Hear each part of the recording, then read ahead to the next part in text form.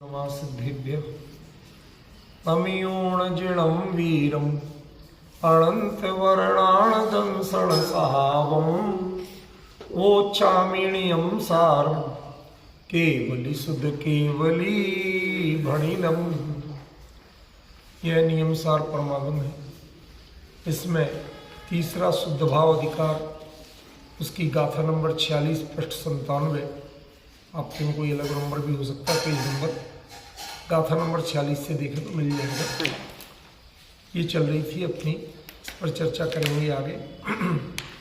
अरसमरूपमगंधम अवत्तम चेदिणा गुणमसद्दम जान अलिंग गहणम जीवमणि दिट्ठ संठाणम।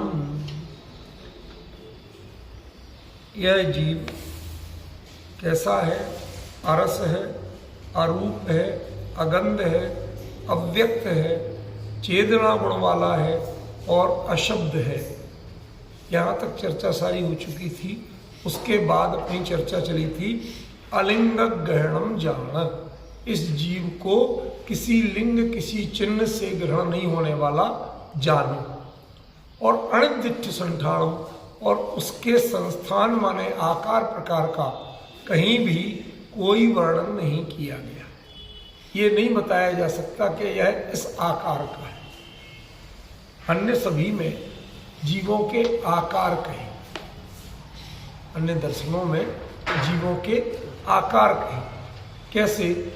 जैसे वो कहते अपने यहाँ कुछ चीजें कहेंगी, वो अपने यहाँ पौधगल एक आकार की, और उन्होंने पुद्गल को ही जीव माना। तो उन क्या कहते साहब कि जो अग्नि है वो सुई जैसी है, ऐसे चलती ना, तो किसी को सुई जैसा कहा। तो उन्होंने भिन्न भिन्न आकार जो उस पर्याय की दृष्टि से माने। जीव जो है वो किसी पर्याय मात्र तो है नहीं भाई। ये थोड़ी है कि चींटी ही जीव है, तो मक्खी कहाँ जाएगी, कॉकरोच कहाँ जाए, वो सब भी तो जीव है ना। तो जीवों के तो अनेक रूप है। तो कहते किस आकार का जीव है? उन्होंने कहा अनिर्दिष्ट संस्थान, जिसका कोई निर्दिष्ट संस्थान नहीं है, कोई ये पक्का नहीं है कि वह इसी आकार वाला है। ठीक है ना? यह जीव इसी आकार वाला है, ऐसा कहीं निर्देश नहीं, कहीं नहीं लिखा गया कि जीव किस आकार वाला है। तो ये अभी इसकी चर्चा आगे चलेगी। अभी अपनी चर्चा थी जो अलिंग ग्रहणम, वह किसी लिंग किसी चिन्ह से, बाहरी चिन्ह से उसका ग्रहण नहीं हो सकता। हम लोगों ने सारा माना कि हम शब्दों से ग्रहण करते, तब तो चर्चा करने आते, धर्म चर्चा करने सुनते, इससे सुनने से हमें पूरा लाभ हो जाए।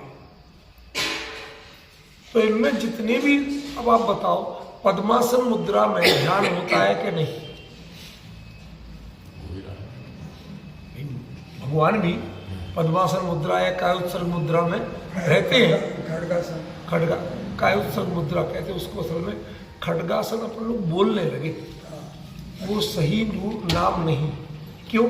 खड्ग माने खड़े, खड़ा होना कोई आसन नहीं है, वो कायोत्सर्ग मुद्रा आसन है। जैसे देह छूट जाए तो सब बिल्कुल ऐसे हो जाते हैं, तो उसी मुद्रा में रहना, उसमें खड़ा होना ये महत्वपूर्ण बात नहीं। खड़े होते हैं वो, लेकिन जो ध्यान की मुद्रा कही गई उसमें कायोत्सर्ग कही गई, वो खड़ा होना नहीं कहा। ये हमारे यहाँ कई लोगों में जो चीजें रूढ़ी से चली जाती ना, हम उसको सही मानने लगते हैं, और वो सही होती नहीं है कई बार। जैसे आपके यहाँ चलता है अहिंसा परमो धर्म, कहते ये हमारा नारा है। एक जैन ग्रंथ में लिखा बता दो तो जान दो, ये अहिंसा परमो धर्म, इस वाक्य का उल्लेख सबसे पहले कहीं मिलता है तो महाभारत में। फिर बौद्ध ग्रंथों में ऐसे ही ऐसा मिलता है, अहिंसा परमो धर्मोत्ति। जैन ग्रंथों में माने कॉन्सेप्ट है, पर ये सेंटेंस जैनों का मूल में सेंटेंस नहीं है, बस कॉन्सेप्ट है पर वो सेंटेंस नहीं। बहुत सी चीजें आप जो कहते रहते हो जियो और जीने दो,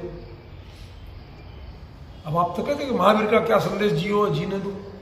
आप किसी एक जैन ग्रंथ में लिखा होता ग्रंथों में कहीं उल्लेख नहीं मिलेगा। कहीं नहीं मिलेगा। ये सेंटेंस ही फॉरेन का है, लिव एंड लॉन्ग लिव, ये उधर चलता है। उनने ये बात की, हमारे यहां मूल में ये सेंटेंस कॉन्सेप्ट से मना नहीं कर रहा हूं मैं, ये चार्टर की अपेक्षा से कह दिया। बाबू जी मैंने क्या कहा, ये सेंटेंस नहीं मिलेगा आपके यहाँ लिखा। कॉन्सेप्ट के लिए मना कब कर रहा हूं मैंने यही सब तो बोले ना। मेरे ख्याल से इस इंग्लिश में ज्यादा अच्छा अपन को समझ में आएगा कि कॉन्सेप्ट है, सेंटेंस नहीं। बात समझ में आई? तो ये बहुत सी चीजें हैं जिनमें जो कहा जाता है वह हम असलियत नहीं जानते, रूढ़ी में चल गया, हम भी कहते जा रहे हैं। हम भी कहते जियो, महावीर का क्या संदेश, जियो और जीने दो, चलता है। मैं उसका निषेध नहीं कर रहा हूं कि अपन लोग नहीं बोलते, भीड़ में मुझसे ही बुलवाओगे मैं भी बोलूंगा, लेकिन ये बताना चाहता हूं जब इस गद्दी पे हूं तो मेरी जिम्मेवारी है कि मैं उसका आधार प्रमाण सहित सारी जानकारी दूं, समझिए। तो वही बात मैं आपको कह रहा हूं कि ऐसा कहीं अपने आगमों में, ग्रंथों में मूल रूप में उल्लेख नहीं। ऐसे हम जो कहते हैं कि कायोत्सर्ग मुद्रा, पद्मासन मुद्रा, अरे पद्मासन किसकी होती है, शरीर की या आत्मा की? आत्मा को अनिर्दिष्ट संस्थान है कि नहीं? तो ये जो मुद्रा है शरीर की है, तो मुद्रा से यदि ध्यान हो तो जितने इस मुद्रा में सबको आत्म ध्यान हो जाना चाहिए। आसन से ध्यान नहीं होता। यही बात मैं कहना चाहता हूं कि हम लोगों ने बाहरी लक्षणों से अंतर के लक्षणों जोड़ लिया है। अंतर की परिणति भिन्न है और देह की बाहरी परिणति भिन्न है। ये सही है कि जो अंतरंग में ध्यान करते हैं उनकी मुख्यता या तो कायोत्सर्ग मुद्रा होती है या पद्मासन मुद्रा होती है। उनके ध्यान करने वालों में ये मुद्रा पाई जाती है, ये एक बात। और ऐसी मुद्रा से ध्यान हो जाता है, ये दूसरी। इसका कारण कार्यपना नहीं, संयोगपना है कि जो जो ध्यान करते हैं उनके मुख्यता ये मुद्रा पाई जाती है। तो हमने लिंगक ग्रहण मान लिया। आचार्य कहते हैं, भगवान कहते हैं कि अलिंगक ग्रहण किसी भी बाहरी आकार से आत्मा के स्वरूप का ग्रहण होता नहीं, किसी भी चिन्ह से ग्रहण नहीं होता, किसी भी शब्द से ग्रहण नहीं होता, किसी भी नए से ग्रहण नहीं होता। क्या देखो, मान्यताओं का बड़ा खेल है। बाबू जी ध्यान से सुनो। लोग बात कहते कि साहब आप तो निषेध करते हैं चींटियों को आटा डालना, कुत्ते को रोटी खिलाना, गाय को रोटी खिलाना, आप तो उनका निषेध करते हैं, मिथ्यात्व बताते हैं। खिलाने को खिलाना क्रिया है, क्रिया मिथ्यात्व नहीं है। लेकिन ये मानते हो कि इससे मेरा भला हो जाएगा, मैंने तुमने कुत्तों को, चींटियों को, गायों को अपना भाग्य विधाता मान लिया। ये सोच गलत। निषेध किसी चीज का किया गया और हमने मान किसी चीज का लिया। परेशानी समझ रहे ना? ऐसे ही परम शुद्ध निश्चय ने जो कहता है वही आत्मा है, उसका विषय आत्मा है। अरे भाई, परम शुद्ध निश्चय में भी जो है वो शब्द है, शब्द का विषय आत्मा नहीं होता है। असद्दो असद्दम दिया कि नहीं दिया? लिखा नहीं। क्या आत्मा तो शब्द आती थी, ठीक है ना? और तुम परम शुद्ध निश्चय का विषय मान रहे हो, तो कहीं ना कहीं चूक कर रहे हो। ये ग्रंथ किसका है भाभी? कई बार आपको बताया, नियम संलेखना, वो भी मुख्य रूप में मुनिराजों की। तो एक भावलिंगी मुनिराज जब नियम संलेखना लेते हैं तो वो सामान्य श्रद्धान में तो जानते हैं कि ऐसा आत्मा है, इधर ध्यान दो, श्रद्धान में ऐसा ही जानते हैं, लेकिन कमी कहां होती है? उनके चारित्र में। पॉइंट समझ रहे हाँ, हैं? बिल्कुल। वो शास्त्र का भी आधार लेंगे, भैया दिन भर हम तो देखो पूरे दिन स्वाध्याय करते, तो आपने शब्द से आत्मा को माना कि नहीं माना? स्वाध्याय से आत्म ध्यान हो जाएगा, माना कि नहीं माना? इससे मेरा मोक्ष हो जाएगा, ये समस्या। श्रद्धान में वो मानते हैं कि आत्मा आरस है, लेकिन जिस समय आपके कोई अच्छी बात आती है तो हमें बड़ा मजा आता है, खूब रस लेते। तो चारित्र की कमी के कारण से गुण स्थान नहीं बढ़ता। जो छठवें सातवें गुण स्थान वाले उनकी बात कर रहा हूं कि उनको भी जब नियम संलेखना लेना है तो देखो, नियम संलेखना, बेस संलेखना जो है वो ये मान के चलिए कि उसके परिणामों की स्थिति और श्रेणी आरोहण की स्थिति ये दोनों लगभग एक जैसी। देह से पूरी तरह, संयोग से, पर्याय से पूरी तरह ममत्व छूटे बिना ना तो श्रेणी आरोहण होगी और ना आप देह को छोड़ के जा पाओगे। समझ रहे? तो उस लेवल की बात है, ये छोटे सामान्य लेवल की बात नहीं। तो उसमें आपको अरस मरु मगंधम जो जानना है कि मैं रस रहित हूं, रूप रहित हूं, गंध रहित हूं, तो ऐसा नहीं है कि उसे ऐसा श्रद्धान करता है कि मैं रस रूप हूं, गंध रूप हूं। श्रद्धान उसका नहीं है ऐसा, लेकिन बाहरी क्रिया में ऐसा चलता है। जैसे मैं बताऊं, जिस दिन मुनिराज का रस परित्याग है, क्या है बाबू जी? रस परित्याग। अब आज नमक नहीं खाना, पक्का। अब उस दिन आहार में नमक का ज्ञान होगा कि नहीं? डला या नहीं डला, इसका पता चलेगा कि नहीं? मैं ज्ञान की बात कर रहा हूं, श्रद्धान की बात नहीं कर रहा। ज्ञान तो ज्ञान होगा। टोडरमल जी को 6 महीने पता नहीं चला था, हाँ, उनकी माँ खाना खिलाती रही, रोज देती रही और नमक की का पता नहीं चला। उपयोग जहां होगा ज्ञान भी उसी का होता है। पॉइंट समझिए? इसका मतलब है कि वो जो निषेध कर रहे हैं कि अरस माने रस पर आपका उपयोग नहीं जाना चाहिए। ये श्रावक ध्यान रखें कि आज नमक की रसी है, रस पर त्याग है, तो आज हमें बिना नमक का अलौना भोजन बनाना है, आहार बनाना है। ये श्रावक ध्यान रखें। यदि मुनिराजों को ध्यान रहने लगा तो उनका तो स्वाद जो आहारचर्या है उसमें रस पर केंद्रित, फिर वो यही ध्यान देते रहे। बिल्कुल ठीक।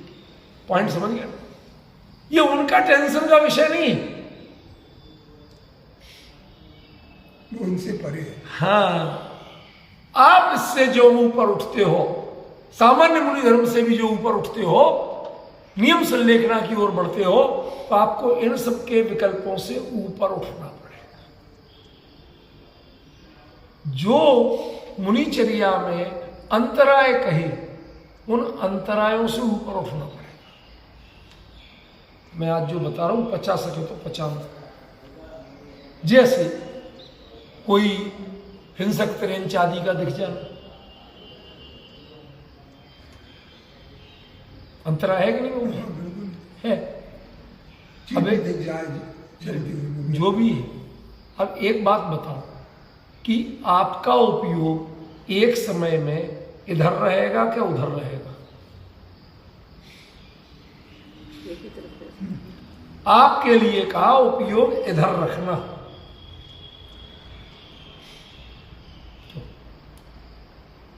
साइकिल चलाना सीखी थी,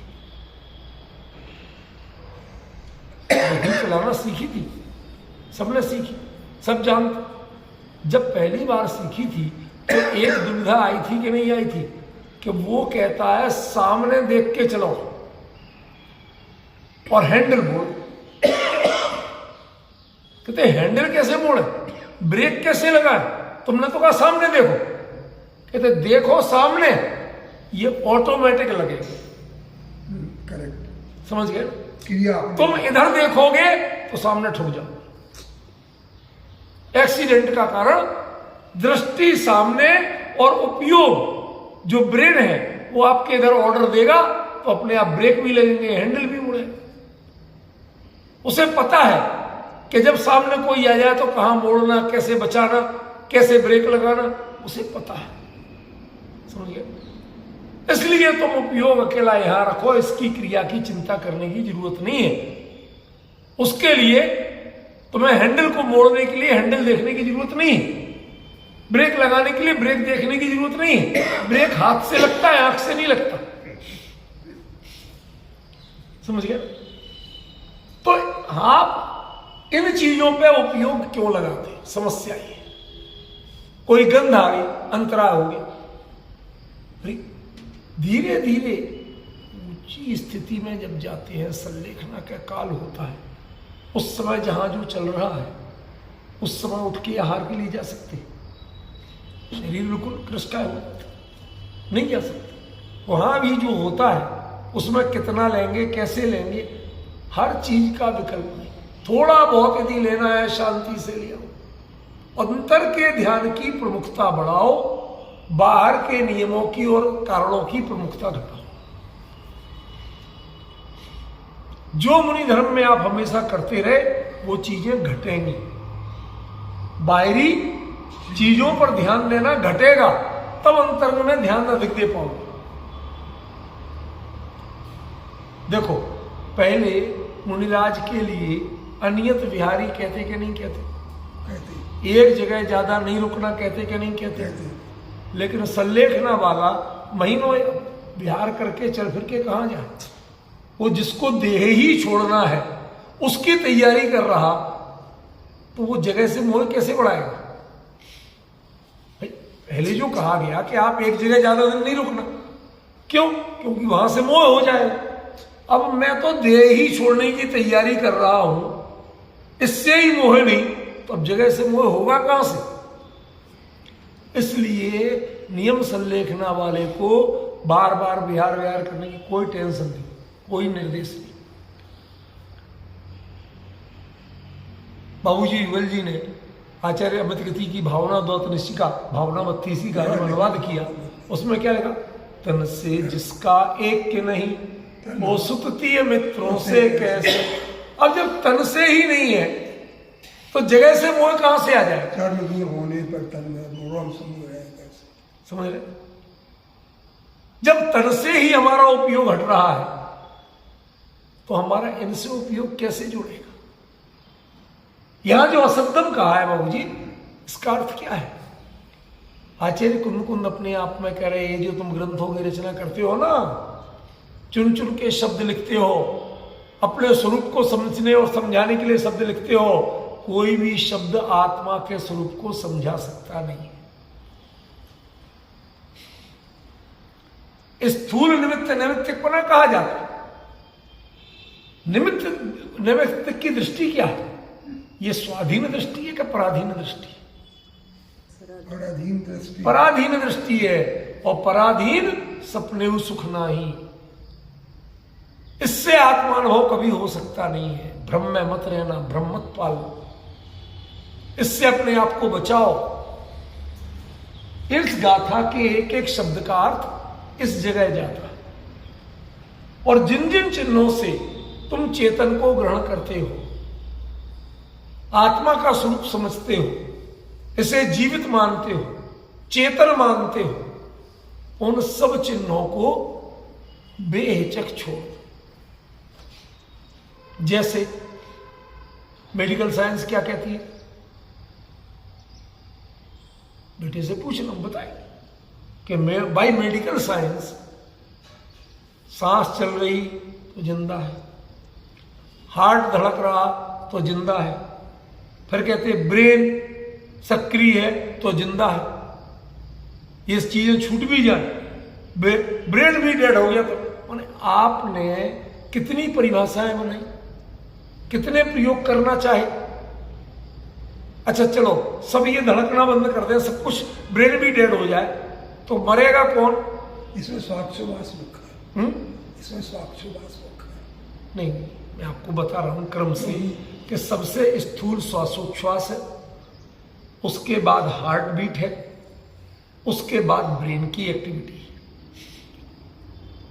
कई बार जब तेज सदमा लगता है, और तेज सदमे में एकदम कोमा जैसी स्थिति हो जाती है, तो उसमें कई बार श्वासोच्छ्वास भी आपको थोड़ी देर के लिए, परमानेंट नहीं, पता नहीं चले, तो उसके आधार पर कहते हैं निर्णय नहीं कर सकते। आप जो ये पंपिंग करते हैं ना, बताया जाता ना, हार्ट को पंप कराओ, तो फिर वो श्वासोच्छ्वास आ जाता है जो रुक गया था।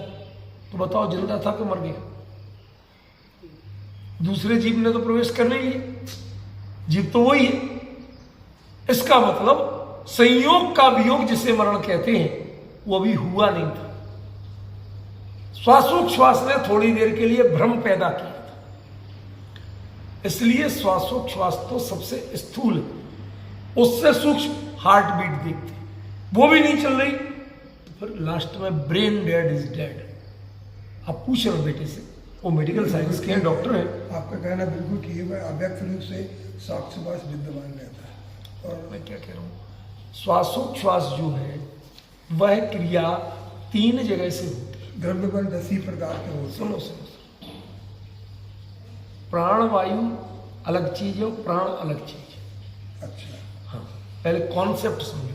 हम लोग उनको प्राण समझते हैं।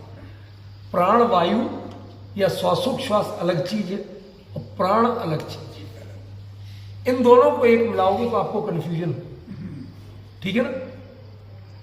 वो एक है आण प्राणा, वो एक प्राण है, कुल प्राण होते हैं 10, समझ गए। तो उसमें 10 प्राण जब छूटेंगे, उसमें एक आयु प्राण है कि नहीं? तो वो छूटेगा। कुंद ने जैन दर्शन में क्या कहा? आउक्षयण मरणम, आयु कर्म के 6 से मरण होता है। उन्होंने श्वासोच्छ्वास के 6 से मरण नहीं कहा। ये तो आपको आचार्य का भी प्रमाण मिल गया। नैमित्तिक है। अब आप बिल्कुल सही लाइन पे हैं। मैं बता रहा था आपको जानकारी के लिए, श्वासोच्छ्वास 3 जगह से, सबसे स्थूल नासिका से, नासिका है मुंह से, सबसे स्थूल। सेकंड, आपकी फुल बॉडी के जो रोम छिद्र है उनसे वो भी सांस लेते हैं। और तीसरा, योगियों के इस जगह से, जहां से बालों का चक्र घूमता दिखता है ना, वो पॉइंट। अन्य लोग जो चोटी वोटी रखने की बात करते हैं ना, वो पॉइंट है जहां पर योग मुद्रा में पल्पिटेशन होता है। बिल्कुल पल्पिटेशन, यूं वहां पर अलग, जैसे सांस लेते हो तो हृदय धड़कता दिखता है, नाक के दोनों नासापुट फूलते चकते दिखते, ऐसा यहां होता है। लेकिन वो योग साधना, वो सारे अनुभव मैंने खुद किए हुए, सीखा हुआ, तब मैं आपको बात बताऊं। तो श्वासोच्छ्वास जो है वो सबसे स्थूल प्राण है, जो प्राण वियोग का कारण माना जाता है। असली आयु प्राण है, उसके ज्ञाता केवली है। किसी भी कर्म को हम आप नहीं जान सकते इसकी आयु निकल गई क्या, समझ गए। कई लोग आजकल मेडिकल साइंस में यहां तक हो गया एक्सपेरिमेंट कि वो कुछ दिन के लिए प्रिजर्व कर देते हैं और वापस उनको ऑक्सीजन देके और कुछ करके वापस जीवित कर देते हैं। दिन तक की बात आ चुकी है, ये पक्की बात बता रहा हूं, समझे। ये सब चीजें बड़ी स्थूल है। मूल चीज क्या है कि ये लिंग जो है, चिन्ह जो है, इनसे आपने जीव को माना, ये सबसे बड़ी गलती। चलो आयु से मान ले, थोड़ी देर के लिए आपकी बात। कुंद आचार्य ने कहा ना, आओ खयण मरण, आयु कर्म के 6 से मरण होता। तो आयु कर्म से जीव है तो सिद्ध कैसे रहे? उनके तो आयु कर्म है ही नहीं। किसी भी चिन्ह से, किसी भी बाहरी साधन से, किसी पराश्रयी निमित्त से जीव के स्वरूप को जानना, उसके पहचानने की कोशिश करना, ये हमारा अज्ञान है, ये बुद्धिमानी नहीं। अभी तो इसमें बहुत गहराई है, अभी तो मैं बहुत स्थूल सामान्य बातों को लेके चल रहा हूं, धीरे धीरे बढ़ रहा हूं। एक बात बताओ, ध्यान दो जरा। उपयोग की जो आप किसी विषय पर चिंतन कर रहे हैं, तो वो चिंतन मनन, ये तो जीव का चिन्ह है कि नहीं है? विचारशीलता, ये जीव का चिन्ह है कि नहीं है? विचारशीलता चिन्ह। भाई जानना, देखना, विचार करना, चिंतन करना, ये तो पुद्गल में नहीं होता, नहीं, ये तो शरीर में नहीं होता, ये तो प्योर जीव का काम है। जीव का काम है, पर जीव का चिन्ह नहीं। काम है, चिन्ह नहीं। पॉइंट समझ रहे? क्या कहना चाहता हूं? आप बिल्कुल जल्दी पकड़ जाते क्योंकि आप अभ्यासी। ख्याल में क्या अंतर पड़ा राजकुमार जी? काम तो है, पर चिन्ह नहीं। चिन्ह नहीं, बिल्कुल। बहुत सी चीजें होती हैं कि हमारे जिंदा होते हैं तो हाथ पैर हिलते हैं, समझिए, और यदि किसी तरह से मुर्दा के हाथ पैर हिला दिए जाए तो जिंदा हो जाएगा। काम तो होता है, पर वो उसके जीवत्व का चिन्ह नहीं है। विचारशीलता सिद्धों में नहीं पाई जाती, कि पाई जाती नहीं। ये मन का काम है, बेसिकली मन निमित्त कार्य है। तो जो मन के निमित्त से होता है वो जीव का काम कैसे कह सकते हैं? अब हम बताओ कि चिंतन मनन, अच्छा जो स्थूल ध्यान है वो क्या है? एकाग्र चिंता निरोधो ध्यान, यही बोलते हैं। हाँ, बोल। पक्की परिभाषा। उपयोग को एक वस्तु में लगाना। अब उपयोग माने क्या? ज्ञान दर्शन रूप उपयोग, या जो हम ध्यान दे के सुनते उपयोग लगाओ जरा, उपयोग से पढ़ो, ये सब मन की वृत्ति, मन की वृत्ति को लगाना है। हाँ, यही बताना चाहता था। वो मन की वृत्ति को लगाना वो ध्यान नहीं है। जो उसमें एकाग्रता करते हैं वो निर्विकल्प दशा नहीं है। यदि निर्विकल्प हो जाओगे आप तो एकाग्र, किस पे एकाग्र हो? वो एकाग्र रहना और एकाग्र होना, दोनों में बहुत बड़ा अंतर है। नहीं आया समझ? चिंता नहीं किया, मेरा आदत है मैं उत्तर प्रॉपर दूंगा। देखो, आप बिल्कुल इसकी ओर टकटकी बांध के देखो, आंखों को, दृष्टि को एकाग्र करो। मुर्दे की भी एकाग्र होती है, वो भी जहां खुली उसी जगह है, तो वो झपकती नहीं, घूमती नहीं, तो हो गया ध्यान। अब अंतर समझ में आ रहा है कि बाहरी लक्षणों में एकाग्रता का अर्थ भिन्न है और ध्यान मुद्रा में एकाग्रता का अर्थ भिन्न है। वो निर्विकल्पक होता है, आपकी एकाग्रता सविकल्पक होती है।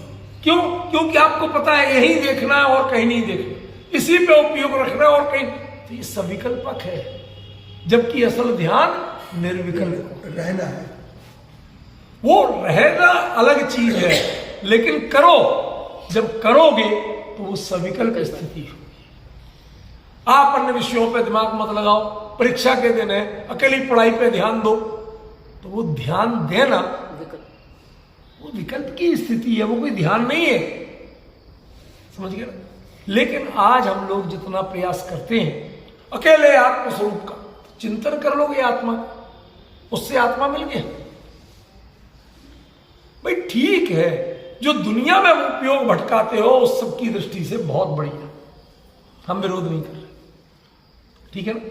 आप विषय के साथ में उपयोग भटकाते हो उसकी तुलना में बहुत बढ़िया। तुलना में अच्छा होना और स्वयं में अच्छा होना, इन दोनों में बहुत बड़ा अंतर है। जैसे मैंने दृष्टांत दिया कि चींटियों को आटा खिलाना, कहते भाई उनको बेचारियों का कोई फैक्ट्री नहीं है, कहाँ से इकट्ठी करते हैं, तुम दुनिया में करते हो, उनको डाल दो। करुणा दान के रूप में बुरा नहीं है, लेकिन तुम मानो कि इससे मेरा भाग्य बदल जाएगा, मैं मुकदमा जीत जाऊंगा, मेरा स्वास्थ्य अच्छा हो जाएगा, बीमारी दूर हो जाएगी, मैं मगन नहीं होना। उसको अपना भाग्य विधाता करता मत मानो, जो होना है। तो हमने जितने चिन्हों से, कभी शास्त्रों से, कभी उपयोग लगाने से, कभी तीर्थ पे जाने से, क्यों? सच बताओ बाबूजी, आपको कभी ऐसा नहीं लगता कि अब तो बस सबसे निवृत्ति हो गई, रिटायर्ड हो गए, सब चीजों से फुर्सत हो गए, पैसे देने की कोई ऐसी कमी नहीं है, सब कुछ अनुकूलता है, अब कहाँ रहना, अब तो किसी तीर्थ पे जाके रहे। ऐसा मन करता है कि नहीं करता? ऐसा लोग बोलते कि नहीं बोलते? चलो आपका करता नहीं करता, लेकिन लोग तो ऐसा बोलते ना कि भाई अब तो कहीं तीर्थ पे जाके, क्या लिया? तृण चौकी सिर शैल शिखर नहीं, आत्म समाधि के साधन। संसार पूजन नहीं, समाधि के इष्ट वियोग, इष्ट वियोग। ये सब इष्ट वियोग संयोग करना चाहते हो। संयोग से आत्मा का स्वरूप कभी ध्यान में आता नहीं। संयोग से कभी, जब आप संयोग जुटा रहे हो तो आत्मा कैसे मिलेगा? क्योंकि आत्मा तो संयोग में है ही नहीं। समझ गए? लोग कहते हैं बिल्कुल ऐसे ऐसे रंग की माला लो तो अच्छा ध्यान हो। तो आप कहते कि नहीं कहते? ज्ञानावलो पढ़िए अभी, उसमें जो व्यवहार धर्म ध्यान की भूमिका है सारी ऐसी कही। हमारे जैन ग्रंथ की बात कर रहा हूं मैं, किसी नॉन जैन की बात नहीं कर रहा। मिलेंगे, पर वह सब भूमिका क्या जानना कि वह जीव का स्वरूप नहीं है। जीव तो अलिंगक ग्रहण है। बाहरी चिन्हों से जीव का ग्रहण नहीं हो सकता। बाहरी साधन जब तुम जुटाओगे तो तय जानना कुछ और मिलेगा, जीव नहीं मिलेगा। आत्म ध्यान नहीं होगा और सब कुछ हो सकता है। बात समझे? ये चीज हमें थोड़े गहराई से, अब इसके और अगले स्टेज पे आते हैं। अभी तक हमने उपयोग लगा। अच्छा, ज्ञानी गुरु की संगति में रहना। निर्यापक आचार्य लेते कि नहीं लेते? संलेखना में निर्यापक आचार्य लेते कि नहीं लेते? लेते। क्यों लेते? निवृत्ति है, उनकी अंतरंग में निवृत्ति है। उनके ऐसा नहीं है। वो हो सकता है जो संलेखना ले रहा है उनकी निवृत्ति, उनका ज्ञान, उनका अनुभव ज्यादा हो और जिसे निर्यापक आचार्य बना जाए उनका कम हो। इसमें कहीं कोई विरोध नहीं। भाई आप सीनियर मोस्ट है, अब आपकी आयु हो रही, आप संलेखना ले रहे, तो निर्यापक आचार्य बनाया क्यों जाता? शरीर और मृत्यु के समय की परिस्थितियों में कदाचित यदि मैं विचलित हूं तो वो हमें इस मार्ग पे दृढ़ करे, जीवन भर की साधना पे पानी ना फिर जाए। एक सहयोगी, एक मार्गदर्शक जो अपेक्षाकृत मेरे से स्वस्थ है। बस उसमें क्वालिटी इसलिए होती है कि वो बाकी जानकार भी है और मेरे से अपेक्षाकृत स्वस्थ है, शांत चित्त है, विह्वल नहीं होता। लोग बेटे को बाप का ऑपरेशन क्यों नहीं करने देते? बहुत बड़ा सर्जन है, सबके करता है, लेकिन अपने मां बाप के नहीं करता और दूसरे से करवाता। क्यों? क्योंकि विह्वलता जग सकती है, मोह जग सकता है। मोह जगह तो हाथ कांप सकता है, सर्जरी गलत हो सकती है। तो हमें साधना में सबसे बड़ा बाधक कौन है? ये मोह बाधक। इसलिए मैं किसी पद पे नहीं हूं, मैं वरिष्ठ नहीं हूं, सारा मोह त्यागते जो जीवन भर में मुनि धर्म की साधना में जुड़ा था। ध्यान रखना क्या शब्द बोल रहा हूं। मुनि धर्म की साधना में भी ये आचार्य बने, इतने को दीक्षा दी, इतने इतने जगह भ्रमण किया, इतने प्रभावना के केंद्र बनाए, ये सब आप मोह बढ़ा रहे हो, मोह घटा नहीं रहे हो।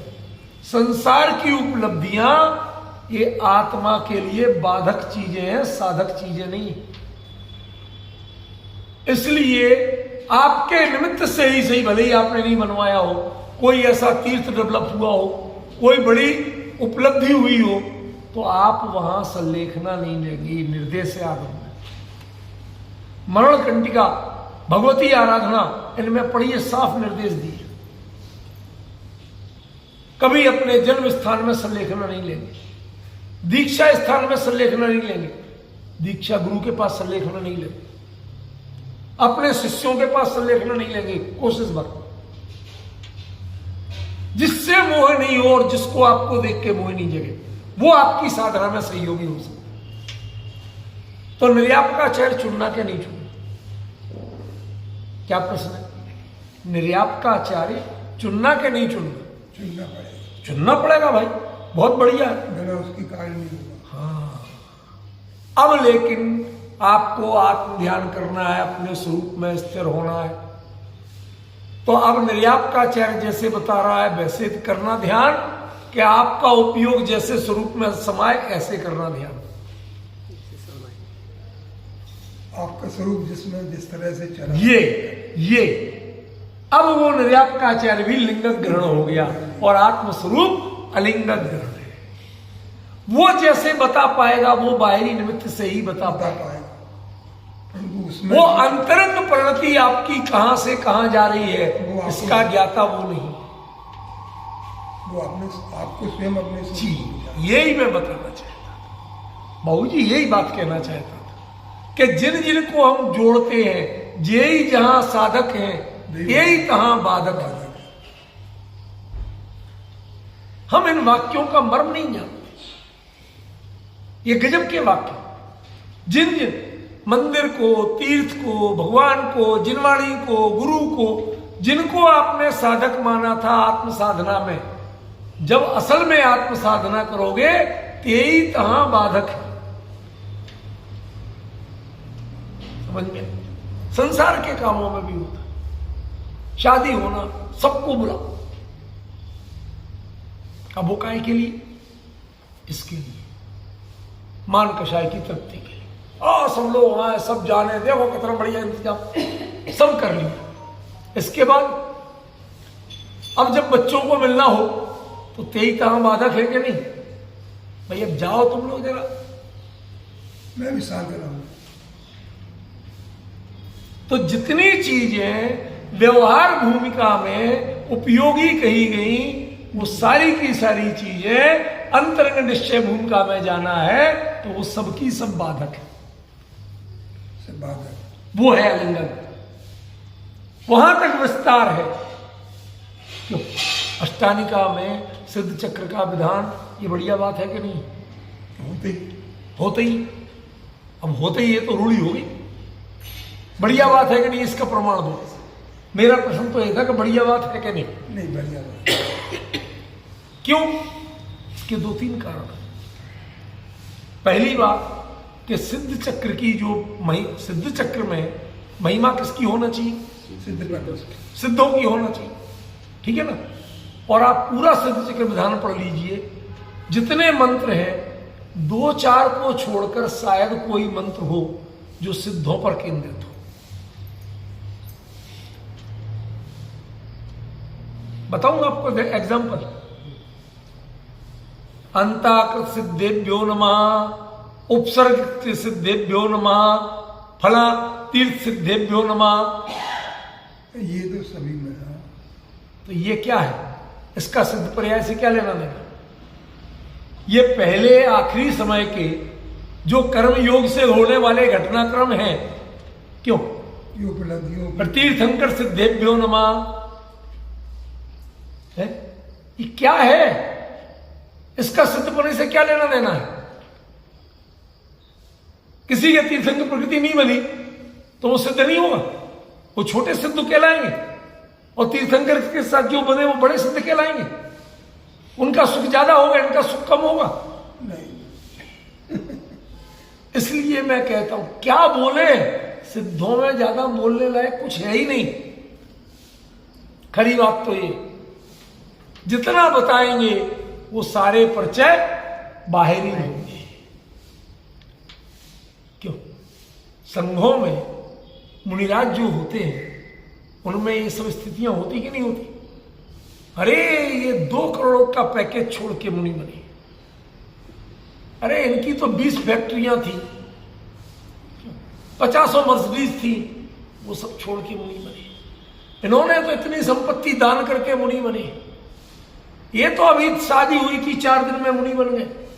इससे मुनि धर्म का लेना देना क्या है? कितना पैसा छोड़ के बने, कितने पद छोड़ के बने, कैसा परिवार छोड़ के बने, इससे मुनि धर्म का लेना देना क्या है? इसका नाम मुनि धर्म है क्या?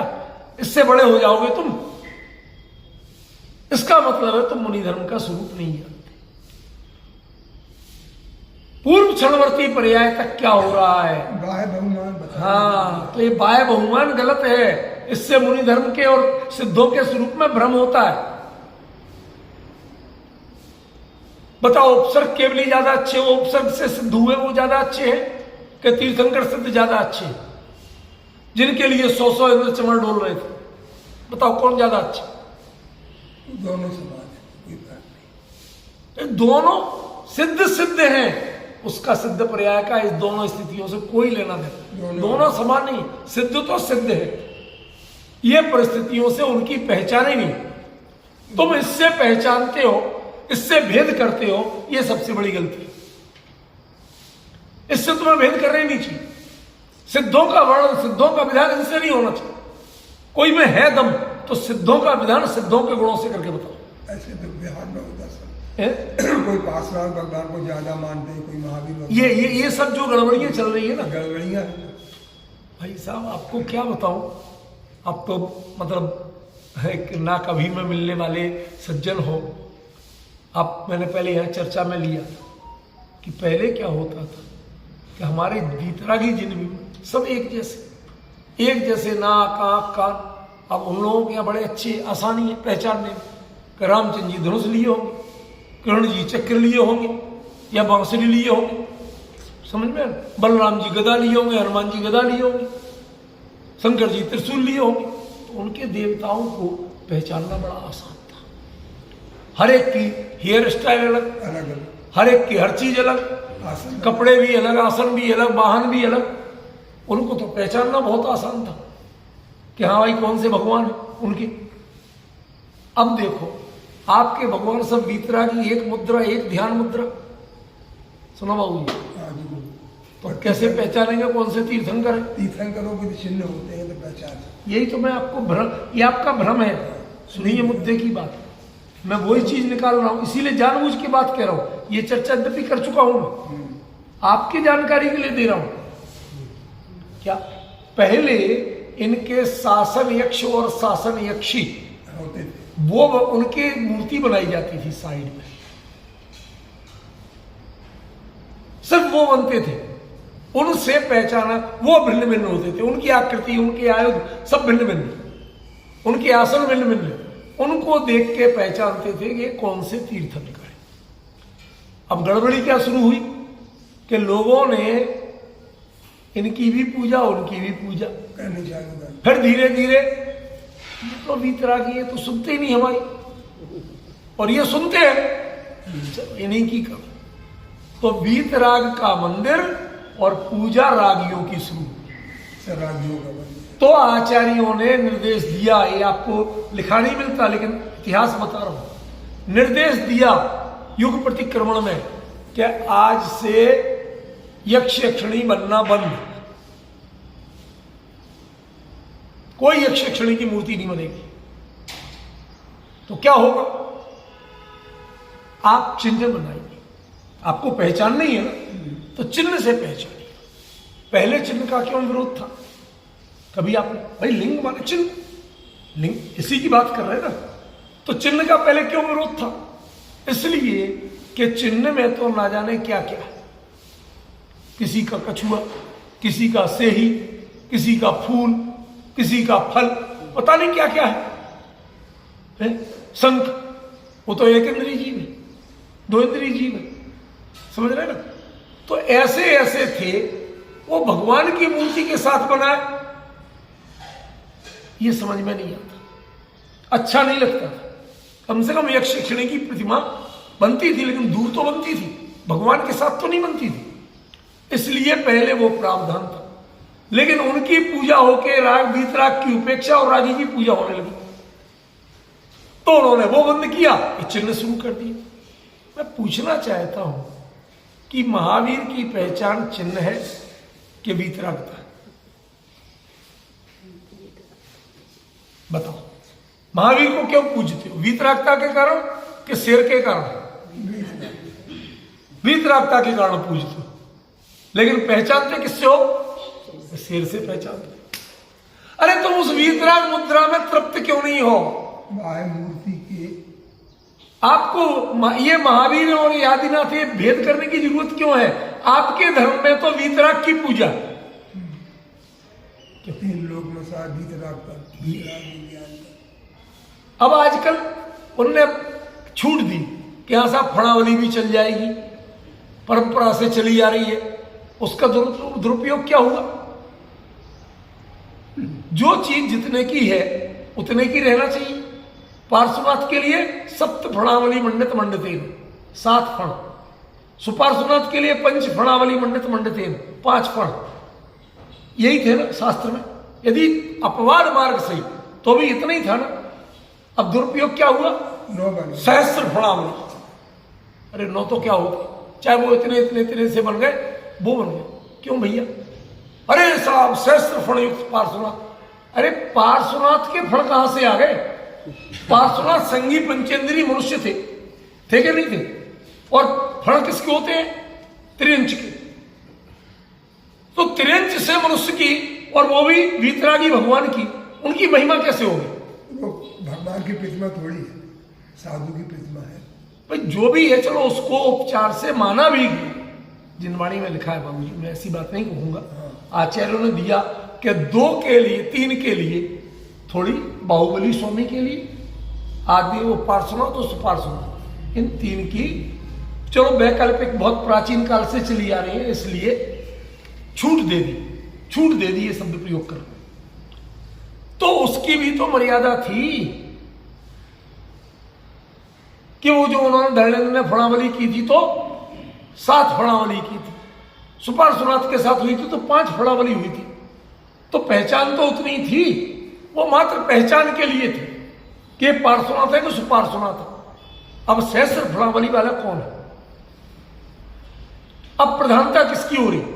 फणावली पूजी जाएगी कि पार्श्वनाथ पूजे जाएंगे? इन चीजों ने हमारे भगवान की वीतरागता की पूजा, उनकी महिमा, उनका श्रद्धांजलि छुड़ाया है। इसलिए हम निषेध करते हैं कि कोई नहीं बनना चाहिए। वीतराग की मुद्रा वीतरागता से बनना चाहिए। फिर आपके ज्ञान में भी तो कमी है ना, आपका ज्ञान सभी उतना उपयोगी नहीं है, आपको वेद विज्ञान नहीं है। यदि वेद विज्ञान हो तो आपको ज्ञान में आए कि मुझे तो वीतरागता ही कोई देखना। अरे तो एक बात बताओ, जो चीज देख लेना है वही तो उपयोग करोगे। आज आप साड़ियां लाते हो, डिब्बे में पैक होती हैं, पन्नी में पैक होती हैं, उस पर रैपर लगा होता है, क्या वैसे ही पहनते हो? पन्नी भी पहनते हो? आप जैसे उपयोग करते वैसे करते हो ना। तो ये जो पैकिंग आई है, ये पैकिंग आपके लिए जरूरी तो नहीं है, इसको तो नहीं धारण करते हो। तो यदि आपको पहचान के चिन्ह है, जो नीचे चिन्ह बने होते कभी आज तक उनको पूजा आपने? ये हर प्रतिमा पे बने होते कि नहीं है? आपने कभी बैल को पूजा? रास्ते में जा रहा हो कभी किया? क्यों नहीं किया? क्योंकि हमारे यहाँ चिन्हों की पूजा नहीं है। आत्मा चिन्हों से नहीं पकड़ा जाता है, आत्मा चैतन्य से पकड़ा जाता है। हमारे यहाँ चैतन्य और वीतरागता की पूजा है, चिन्हों की पूजा की। समझ गए? ये जो फणावली है, जो बेले हैं, इनमें आपने चिन्हों को पूजने लगे हो, गड़बड़ी हो। इसलिए निषेध करना पड़ रहा है आज कि आप फणावली की प्रतिमा मत बनवाइए, बेलों वाली मत बनवाइए। वो अनंत अवस्था नहीं है, वो मुनि अवस्था। उपसर्ग मुनियों के होते, अनंतों के नहीं होते। समझ गए? तो अनंत अवस्था हो गई तो उपसर्ग की मुद्रा के चिन्ह कैसे रहे? पर आज क्या हो रहा है? दिन पे दिन वही चीजें पढ़ाई और सिखाई जा रही। हमारे लिए वीतराग के मंदिर में राग और मोह सिखाया जा रहा है। ये सबसे बड़ी विडंबना है। 48 दिए क्यों जल रहे? अभी आप सब जलाने वाले हैं और आगे बढ़ के जलाने वाले, मुझे पता है सर। किसके लिए जलाना बताइए? दिए की आवश्यकता कहाँ है? वो जीवों की हिंसा है, लेकिन फिर भी अरे साहब मेरा कुछ हो जाए, एक मिथ्या मान्यता के कारण इससे हो जाएगा भला। ये कितना बड़ा भ्रम पाला गया। कोई कोई बड़े पदधारक कहते हैं, अरे साहब वो कितने धोखेबाज लोग हैं जो कहते हैं दीपम निर्पांति स्वाहा, और चटक चलाते हैं, दिया जलाती नहीं। भाई साहब आपके यहां जितनी पूजा विधि है वो सारी की सारी स्थापना निक्षेप क्या कि नहीं? पाषाण की प्रतिमा अनंत है क्या? नहीं है। लेकिन आप पूजते किस रूप में हो? अनंत के रूप में पूजते हो, ठीक है, तो फिर तो कल के दिन प्रतिमा को भी नहीं पूजो, क्योंकि ये तो अनंत है ही नहीं। मान के पूजते हो, करते हो कि नहीं? और मिट्टी की बना के क्यों नहीं पूजते? क्योंकि हमारे यहां जैसे वीतरागी राग छोड़ के होते हैं, तोड़ के होते हैं, ऐसे ही ऊपर के आवरण तोड़ के जो अंतर से प्रकट हुआ उस मुद्रा को पूजते हैं। जोड़ जोड़ के बनाई गई मुद्रा को नहीं पूजते। सही है भाभी? ठीक है ना? कर लकड़ी आदि की मूर्ति क्यों नहीं बनाते? दक्षिण में एक परंपरा रही, उसे काष्ठा संघ बोलते थे, सुना है आपने? काष्ठा संघ, लकड़ी की मूर्ति। क्यों?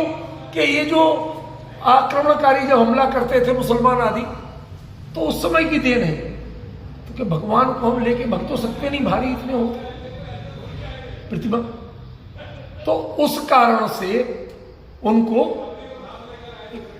महापुरुष से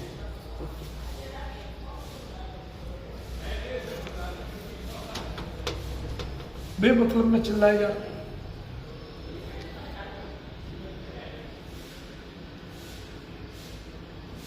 थोड़ा सा तो विवेक चाहिए। क्या अपनी बात चल रही थी? लकड़ी की प्रतिमा, लकड़ी की प्रतिमा, काष्ठा। तो वो कहते सारी गड़बड़ियां कैसे शुरू हुई है बता रहा हूं आपको। जैन संघ में वो लकड़ी की प्रतिमा बनवाने का एक किसी ने दे दी छूट कि लकड़ी की बनवा लो, लेके तो भाग सकोगे, तो बन गई, आकृति तो बन गई, छांट के भी बन गई, लेकिन अब उसमें दरार, सूखे तो दरार पड़े, दरार पड़े तो क्या करें? तो कहते हैं इनका फिर घी तेल इनसे अभिषेक करो। जो रिपेयर की चीजें थी उनको हमने धर्म विधि मान ली, पंचामृत अभिषेक को धर्म विधि मान ली। समझ रहे? क्या था वो रिपेयर आइटम थी। रिपेयर आइटम को हमने पूजा की विधि मान ली। इससे बड़ा अज्ञान और कुछ होगा? जैन धर्म में पंचामृत नाम की कोई चीज नहीं, पंचामृत अभिषेक नहीं है ही नहीं, है ही नहीं। डंके की चोट कह रहा हूं, जिसकी दम हो वो सामने प्रूफ करके बताए, मैं प्रूफ करके बताऊं। छपा है छपा छोड़ दीजिए, लिखा है लिखा छोड़ दीजिए। आप उसकी वीतरागता के साथ वैज्ञानिकता बताइए, वीतरागता के साथ तालमेल बताइए। चली है, चलने को पता नहीं क्या क्या चलता है। मैंने आपको बताया था कि एक व्यक्ति लड़की के फेरे हो रहे थे, तो उसकी माँ ने कहा है पंडित रुक जा, चौथे फेरे पे। क्यों? कहीं पहले एक बिल्ली ला, एक मजबूत सी टोकरी ला, वो बिल्ली के ऊपर टोकरी ढक, उस पर मैं बैठूंगी जब चौथा फेरा होगा। क्यों? कि मेरी शादी के समय में यही मेरी माँ बैठी थी। अरे भले बानस, वो तो बिल्ली आ रही थी तो उसको अशुभ नहीं मान ले कोई, तो ढक दिया तूने, उसकी विधि मान ली कि एक बिल्ली सेकंड विधि नहीं हुई। ऐसे ही जो आपत्ति काल की बातें थी उनको हमने धर्म विधि मान लिया। इससे बड़ी मूर्खता कोई और होगी? और आज समाज के लोग सुनते हैं, समझते हैं, पर स्वीकार करने का साहस नहीं करते हैं। ये सबसे बड़ी विडंबना है, सबसे बड़ा दोष है हमारा कि हम जान के भी हिम्मत नहीं है आज कि हम स्वीकार करें। एक बात बताइए, एक दिया जलाइए, माचिस की लौ जलाइए, यदि उंगली पे लग जाए तो कैसा लगता है? आप पंचेंद्रीय सटकाए जीव मानते कि नहीं मानते? आपके धर्म में सटकाए जीव कहे 5 स्थान किसको दिया? स्थावर को। और त्रस के भी इतने भेद है, त्रस भी तो 5 है, 2 इंद्री, 3 इंद्री, 4 इंद्री, असंगी, पंचेंद्री, पंचेंद्री, ये भी 5 है, लेकिन 5 को एक स्थान दिया। क्यों? ताकि आप स्थावर जीवों की करुणा सीखें, उन्हें पहचाने। तो जब आप अग्नि जलाएंगे तो अग्नि का एक जीव, वायु का एक जीव, इनकी हिंसा होगी कि नहीं होगी? बताइए आप। और होगी तो आप क्यों करना चाहते? क्या हिंसा धर्म है? नारा लगाते हो, बैनर लगाते हो, अहिंसा परमो धर्म, और करते क्या हो? हमारे यहां अल्प आरंभ अल्प परिग्रह, ये मनुष्य आयु का काम है। आप मनुष्य हो तो अल्प आरंभ अल्प परिग्रह के काम करो। आपके यहां 5 महापूजाएं कही गई, नाम सुना होगी? कौन कौन सी? सिद्ध परमेष्टि की, अनंत परमेष्टि, आचार्य यही सब गड़बड़ है आपका। 5 महापूजाएं, एक नित्यमय, दूसरी सर्वतोभद्र, तीसरी कल्पद्रुम, इंद्रध्वज और सिद्ध चक्र। ये 5 महापूजाएं कही गई। इन 5 महापूजाओं में सबसे बड़ी महापूजा कौन सी है? नित्य वाली है। हाँ, राजकुमार जी बोले, नित्य बिल्कुल है। सही। क्यों? आरंभ कम, परिग्रह कम, आकुलता कम और परिणामों की विशुद्धि में कंसिस्टेंसी। आप प्रतिदिन करते हो। सिद्ध चक्र पूजा कितने दिन करते हो? 28 में कर लेते हो। समझ गए ना? अरे वो धर्म आपकी जीवन शैली होना चाहिए। धर्म ओकेशन नहीं है, त्योहार नहीं है कि बना लिए। तिथियों में धर्म को मत बांटो, धर्म को अपनी जीवन की शैली बनाओ। वो है नित्यमय, नित्य नियम पूजा। वो सबसे बड़ा धर्मात्मा है जो नित्य नियम पूजा करता है। सिद्ध चक्र और सर्वतोभद्र कराने वाला उतना बड़ा धर्मात्मा नहीं है। ये आगम प्रमाण है, समझिए आप। तो हम इसको नहीं समझते हैं। हमने आडंबरों को धर्म मान लिया। आपके यहां धर्म में आडंबर जितने कम हो वो सबसे बड़ा धर्म, समझिए। हमने चिन्हों से धर्म की पहचान बना ली, आत्मा की पहचान बना ली, जबकि बाहरी चिन्ह ये आत्मा की पहचान नहीं है, धर्म की पहचान नहीं है। धर्म की पहचान अंतरंग परिणति है। आपके भावों की शुद्धि कितनी है? यदि भावों में अशुद्धि है तो बाहर के साधन जितने चाहे बढ़िया ले आओ, उससे धर्म होने वाला नहीं। ख्याल में समय आपका हो चुका। इस विषय को हम फिर आगे लेंगे। आज पाठ है लोगों का, हम उसमें विघ्न नहीं बनना चाहते। लोग सोचे कि भाई डिस्टर्ब कर रहे, हमारा समय खा गए, भाई साहब नाराज हो जाए खाम खाम है, हम क्यों किसी की नाराजगी का कारण बने। अरे पता है, मुझे पता है, मैं तो हंस के बोल रहा हूँ, क्योंकि अपना तो 8:30 से 9:30 का समय, अपनी समय में मर्यादित रहना चाहिए। तो इसको पहचाने, समझे। लेकिन मैं जानबूझ के कई विषय बोलता हूँ जो ऐसे प्रसंग पे कि जब समाज के लोग होते हैं तो उन्हें जानकारी देना, उनको विचार कराना कि आप पहचानिए धर्म क्या है। आडंबर धर्म नहीं है, बाहरी साधनों से धर्म नहीं है। अपने परिणाम पहचाने, करुणा भाव धारण करें, जीवों के प्रति करुण बनिए। जिसमें यदि किसी को तकलीफ होती है, हमारे यहाँ कहते हैं, पुरानी एक कहावत है, आपकी चर्चा हो चुकी, कोई बात नहीं, रिकॉर्ड बंद हो चुकी। बंद कर हाँ, बंद कर दी।